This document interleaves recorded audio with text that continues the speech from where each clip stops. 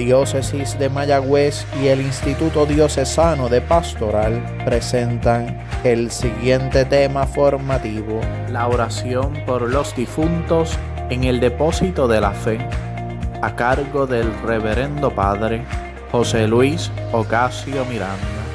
Escuchemos atentamente. Saludos, querido hermano. Este es el Padre José Luis quien está presentando esta sección de catequesis en la cual hemos estado meditando durante todo este mes sobre las últimas realidades del ser humano. Decía el Papa Benedicto XVI, el Papa emérito Benedicto XVI, que el hombre no se preocupaba tanto por su origen, sino que se preocupaba más por el final de su vida. Y precisamente este mes la Iglesia nos lo regala para nosotros pensar en esas últimas realidades que le esperan al ser humano, ese juicio particular y final que el Señor nos ha revelado a través de su Hijo Jesucristo. Y hoy precisamente nos ha tocado meditar acerca de la oración de intercesión. La problemática sobre la intercesión de los santos, la intercesión de la Iglesia, surgió para eso del siglo XV, el siglo XVI, con la Reforma Protestante. Ustedes saben que Martín Lutero, ahora en noviembre precisamente, el 1 de noviembre, clavó en las puertas de la Catedral de Wittenberg unas 95 tesis. Dentro de esas 95 tesis que estipulaba el monje agustiniano Martín Lutero, establecía que solamente se tenía que pedir a Cristo, se le tenía que pedir la intercesión a Cristo para pedirle los favores al Padre, lo cual es cierto. Sin embargo, Martín Lutero dejó pasar por alto una realidad o algo que es parte de la vida del cristiano también. Al nosotros ser incorporados a Cristo, nosotros no somos individuos dentro de la iglesia, sino que somos una comunidad. Y al ser una comunidad también somos hermanos, ¿no? Hacemos una familia. Y nosotros le pedimos a Cristo unos por otros para poder alcanzar así la santidad, la perfección y poder así pedir favores al Padre para que se lo otorgue a cada uno de nuestros hermanos. Y por eso me gustaría empezar con la definición que tiene la Iglesia acerca de la oración de intercesión, que nos puede iluminar muchísimo con el tema que nos toca discutir hoy, que es el tema de la oración por los difuntos. Y dice el Catecismo de la Iglesia Católica en el numeral 2635, interceder, pedir en favor de otro, es desde Abraham lo propio de un corazón conforme a la misericordia de Dios. En el tiempo de la Iglesia, la intercesión cristiana participa de la de Cristo. Es la expresión de la comunión de los santos. En la intercesión, el que ora busca no su propio interés, sino el de los demás, hasta rogar por los que le hacen mal. Aquí podemos ver una parte muy interesante de lo que es la oración de intercesión. Ante todo, es un acto de misericordia, es participar de ese corazón misericordioso del Padre, es actuar con los mismos sentimientos de Cristo, porque así se expresa algo que es vital e importante para entender esta oración de intercesión, que es la comunión de los santos, la comunión de los santos. Nosotros el pasado 1 de noviembre celebramos lo que fue el Día de Todos los Santos. En ese Día de Todos los Santos nosotros dábamos gracias a Dios y glorificamos al Señor por la iglesia triunfante, la iglesia que ya está en el cielo, gozando de la gloria de Dios. Pero la iglesia no solamente tiene esa realidad de la gloria de los santos, también la iglesia está aquí presente en la tierra. Y la iglesia aquí en la tierra presente, que somos nosotros, pues se le llama la iglesia peregrina. O sea, estamos en peregrinación al cielo. Queremos ser partícipes de esa iglesia triunfante, de esa iglesia de los santos, de los mártires, que están ante la presencia del Señor intercediendo por nosotros día y noche. pidiendo para que nosotros los peregrinos en esta tierra también podamos gozar algún día de la patria celestial. Pero la iglesia tiene otra realidad y es la iglesia purgante. Y allí están las almas del purgatorio que se han salvado por la gracia de Dios, pero ha quedado algo aún por purificar. Como ha quedado algo por purificar, pues aquí está la iglesia purgante, que aún está purgando, está limpiando lo que hay en el corazón, lo que le falta por purificar y así alcanzar el cielo.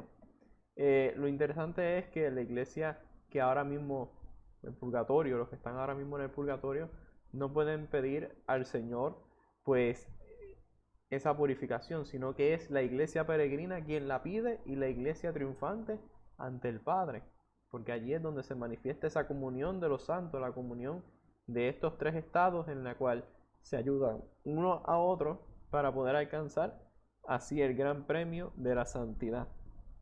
Pero ¿en dónde esto hunde raíces? ¿Dónde hunde raíces esta intercesión de los santos?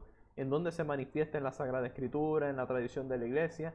Pues vayamos primero a la Sagrada Escritura. ¿Qué nos dice la Sagrada Escritura?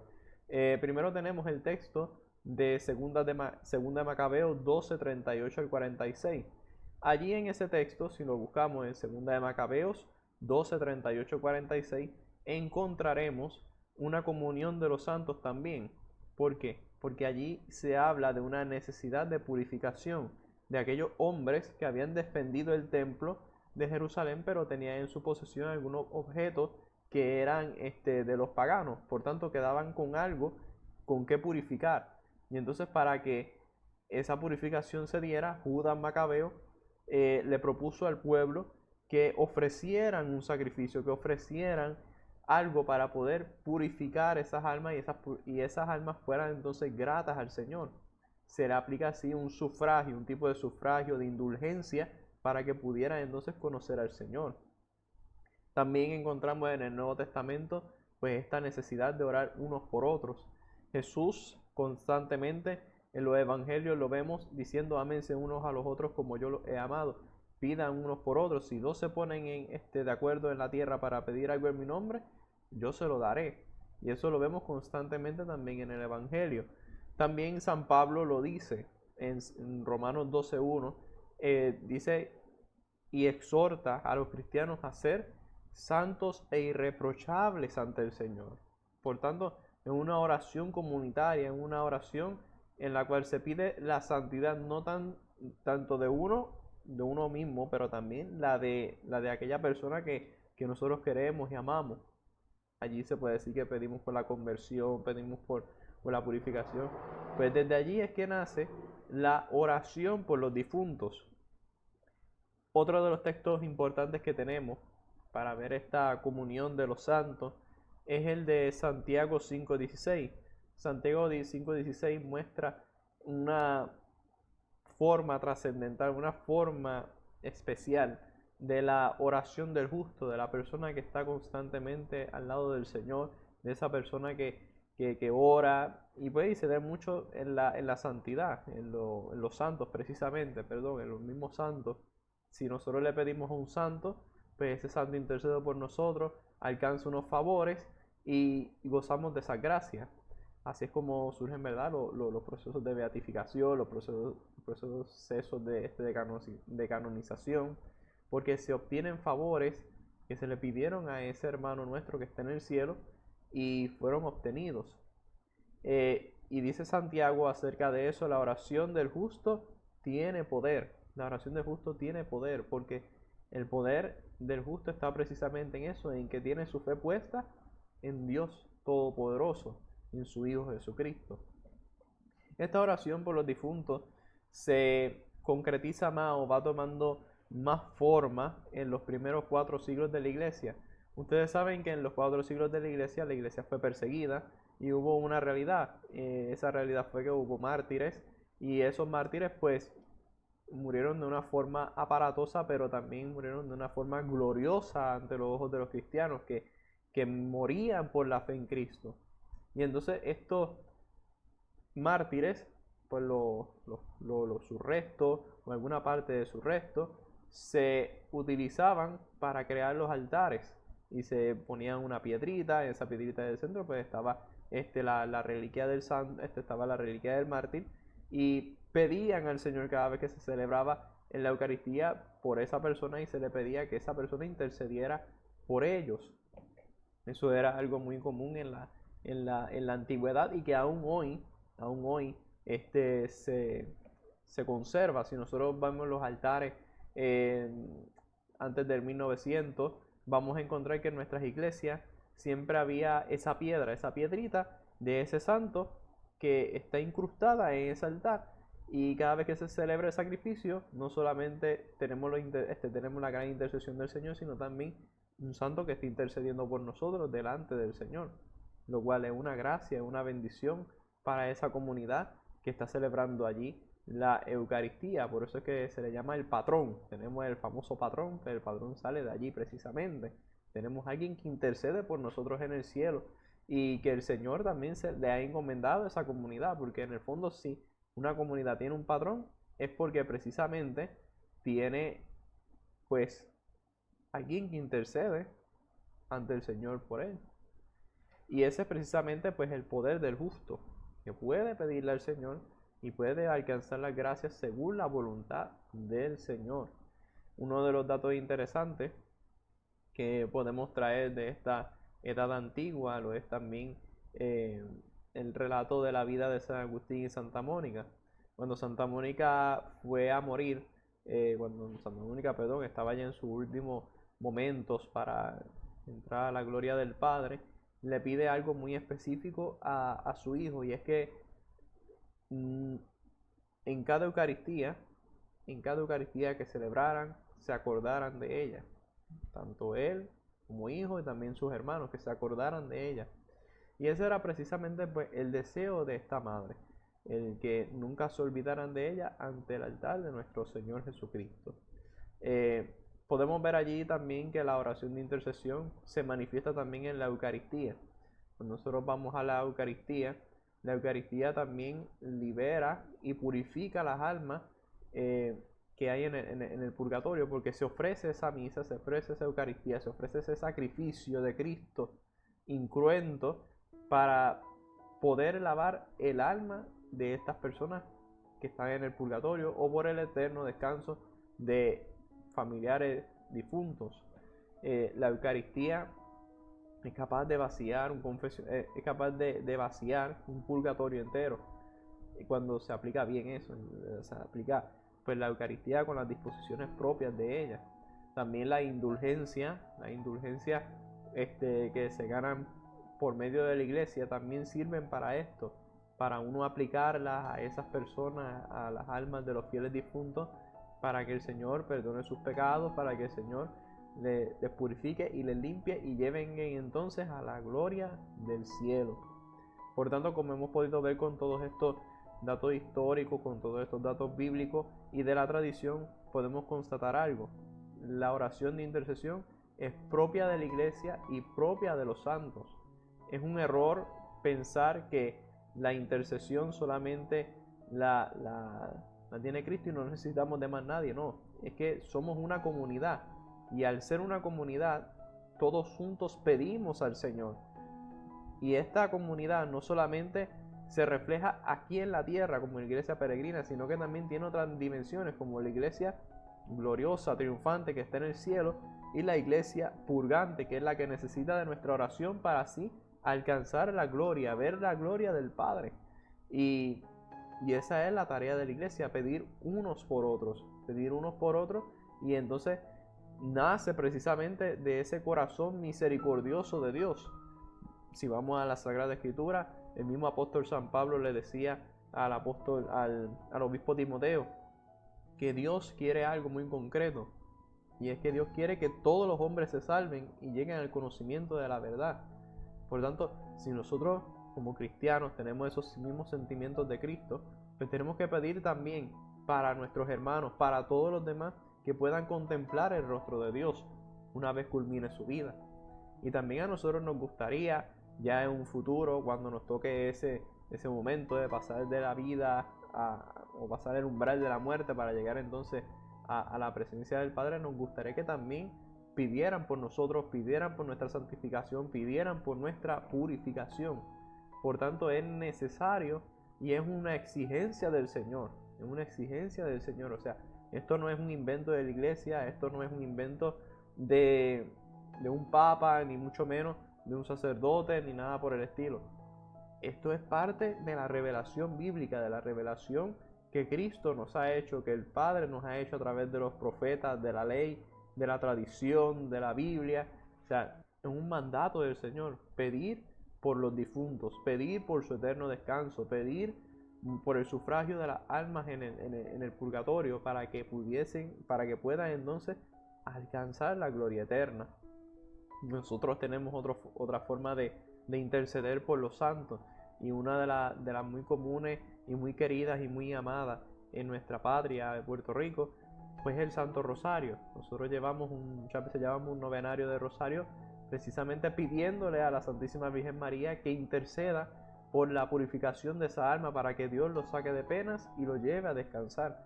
Y lo pedimos constantemente en los rosarios, y cada cuanto también se le ofrece un rosario a la Santísima Virgen María por el eterno descanso de ese familiar nuestro. Eso es muy propio nuestro, eso es muy propio de la iglesia, y eso pues se ha venido transmitiendo por muchos años. Si hay una persona que es justa verdaderamente y que tiene poder, como dice la carta de Santiago en 5:16, es la Santísima Virgen María. María, ella intercede por nosotros constantemente. Ella es la que intercede por las almas, por la conversión, pero también por la purificación de ellas. Precisamente vayamos al evento de Caná de Galilea. En el evento de Caná de Galilea vemos a un mayordomo desesperado porque se le acabó el vino. Y a donde tuvo que ir fue a donde María. Y le dijo: mira, nos falta vino. Entonces pues María va donde Jesús y le dice: mira, no tienen vino. Y Jesús le dice: ¿y yo qué? Y María no se detuvo ante la respuesta de Jesús, sino que ella con fe pidió y le dijo a aquellas personas: hagan lo que Él les diga. Y en ese hacer lo que Él les diga, pues entonces convirtió aquellas 7 tinajas de agua en vino. Por tanto, la oración de María, la petición de María fue escuchada. Pues si esos mayordomos, si aquellas personas de aquel momento fueron escuchados, ¿cuánto más no vamos a ser nosotros escuchados, que gozamos de la comunión de los santos? Gozamos no solamente de la intercesión de la Santísima Virgen María, sino también de tantos santos dentro de la iglesia, que están constantemente mirando al Padre y pidiendo por nuestra salvación, pidiendo por nuestra conversión, pidiendo por nuestra purificación, y cada indulgencia y cada acto de sacrificio se aplica precisamente para eso, para liberar las almas del purgatorio, para pedirle la conversión a alguien. Gozamos de ese bien que se llama comunión de los santos. Somos un solo cuerpo y un solo espíritu en Cristo, y eso es lo que Cristo nos pide, porque somos una comunidad, y al ser una comunidad pues vamos a preocuparnos unos por otros. Este sentido, ¿verdad?, de comunión de los santos, y hago hincapié en esto, no se puede entender sin ese sentido de comunidad. Cuando no hay una comunidad, cuando no hay ese sentido de pertenencia al otro, pues claro, cada cual va a hacerlo individual, cada cual va a tomar por su lado y va a tomar la fe como algo personal y no como algo comunitario.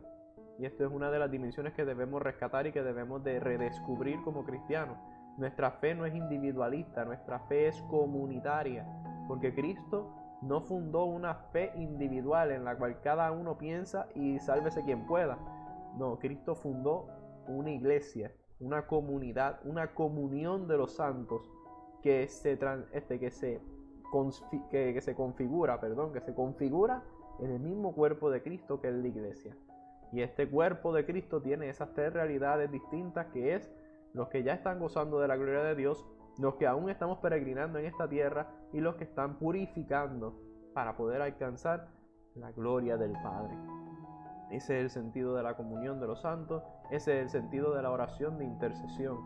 Sobre la comunión de los santos ya le estaremos hablando más adelante, pero ese es el sentido precisamente de la oración de intercesión, que que va acorde con lo que es la comunión de los santos. Somos una comunidad. De ser una comunidad, pues vamos a pedir unos por otros. Muchas gracias. Será hasta la próxima.